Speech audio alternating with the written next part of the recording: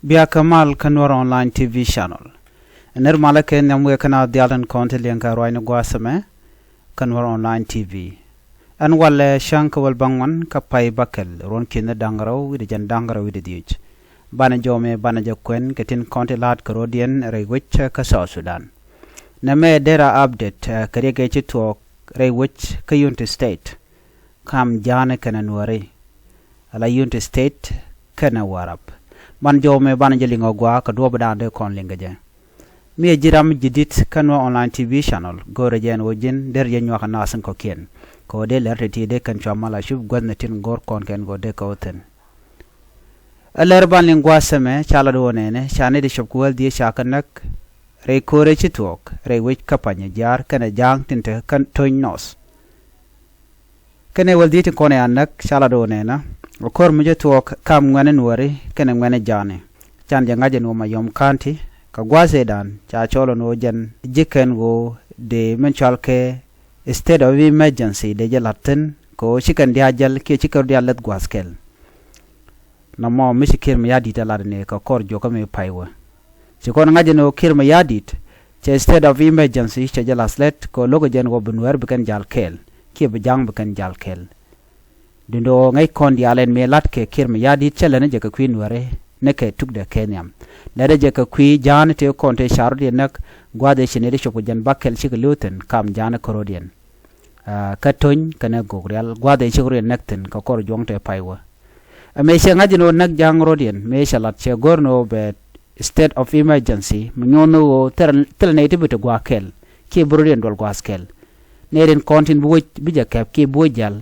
bika yiga ne te konti la jang tinte la dene SSPDF ngai kon dial malude dene SSPDF ki South Sudan People Defense Force student dial ka jang kane te la tet kane te kon ya matin medong te nuere tende ka nuere kel eno ko ngai kon dial malat ke jang ka jan gwasa me ki kirma yadi no target den o ba nuer ba kana ngai kon dial mi chet kana mo ka jawo chutu kan tam mu ku kon le nyoga ne chala do ka gwade dane shalinga ngwane nuari re wiki Unity State kama yom county man chala do jen etepin state of emergency lo cha gor no binai ti ngwan bu jal kel ko sha jang to ngwan cha ka jekke sha ka nen woken ka Unity State lo wana wa ka ma ka panye jare wichin winami chingwani chigurin chu nyoka mijay karodian wokerum ka ke ko gwade dan tegatin te ga tegatin te dongten te manan nuer te kutene lo jan tarching ka kuja mo china dewe nyen gwas mete gaten ke te jiwitin ko jan tarching anami siga chuji anan gwas ma wa siga ok chigan ko page no chala do me siga chup chikan koryu tiampenyan gwas mo kene te kone la nuere siga churom ka jang da dop no te de ne SSPDF tin te de ne tet tin kone aramat ko agwelek force ken SSPDF ken charen kulamadon la de ni wure shal ka Johnson ulun lo jel ken kel wo ken panya jaru ken mak cher ma ngai kon won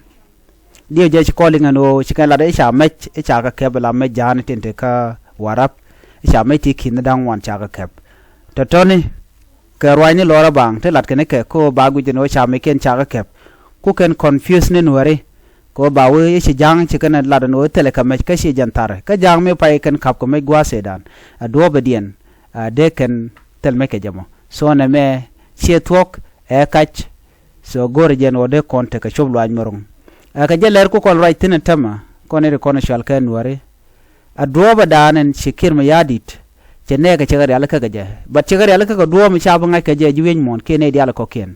ano tare gede ke le ko targenen ware so ye kon yunga jentama mission wer ci wo ci ko rom kane ko la jang la wer kontin konte ka panye jar ci ko rom ga jangan gwasa mo wachi kor mo chorum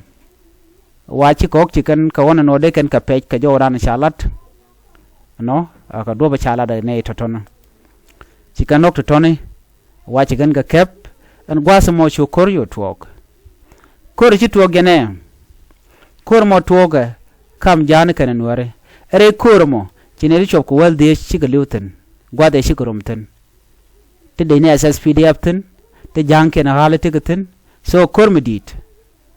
no mugur jen o kedi diale bi kalingi gore no jin bi Nuer online TV lingi ke bi jaguri ngodo kon ko woniam kor me chatuogo ci kor ma cerum chane dang wal die cha kan ne ke nyam ne ke ne wal ke joda na chalat ke jibon sho ko jandang ro ngwan anta me chatuogo no ne wal die wa ne wal ka jang god dan ci ko ya tok tin ke ne dang die ke ngwan Nuer ke joda na chalat chalado chane wal die lama den dial no cha kan nagare koromo ka sha ne to shop ko jandang ro ngwan cha mu ka bot ka jang ka queen Nuer god dan ko tok tin kan pek den kana kolat so chimishet kana mo choda lat commissioner du unit state kama yom na ramshale James Lily Kwal cha jome cha jalat jana shi ga me cha tok la tok no sa ngwen Nueri sa ga nagne shop ko diech no tele jibon de chalat chawe ajen koran che to kam toinos kene Nuer konen je ka panye jar ga jawda na chalat ngai kon diala no ngule rodamo shiram dan la toinos county commissioner un michel ka mawen akech mawen ja jawla no chine de shigaben re wich ka toinos ka chika koy kan potoktin alo shikok chiken ganang ka jene chinwari talok chiken ganang shaok dial chaga lo jok so jo mo yega na kwen ngan jang mangu kon ling gwas me bianga jino nene rakir ma yadit state of emergency manana chalel o ba Nuer ba target chwaji gui loro ba no state of emergency mutaka jang chi dung jane lat ke ni jaka Nuer so kor me kelu tare tene ko ba ne tin kontin chunkel ke dakring machar ba ka dil kep ka ba me ken ba ka kep chwaji gui lor ka ba no ba mach Nuer ba janang bang ba dil nang ka kor kama nang ka machit karan badi la liya ko di min nang ka mai dubi ngajin wojin ba jin nak chaji bi pele kana ito tona jen dana le roden tama kami cha dakri ma char chaji luñ bana kulo raji yoka kwi dakri ma char ka le do dien dino channel lan ne mene mi chaji luñ dakri ma char nyod jen o kanti dialati bu tok ko ba dakri ma char ba joro ba jile ngane ti konti lan were ko ne ti konti la siyasi ne konto re wina won kan dial ci kana gorno den wade ka kamal akan naitin konten kwa de ne SSPD ablela jaka ko metken kan ware no so rig diti let ka rodian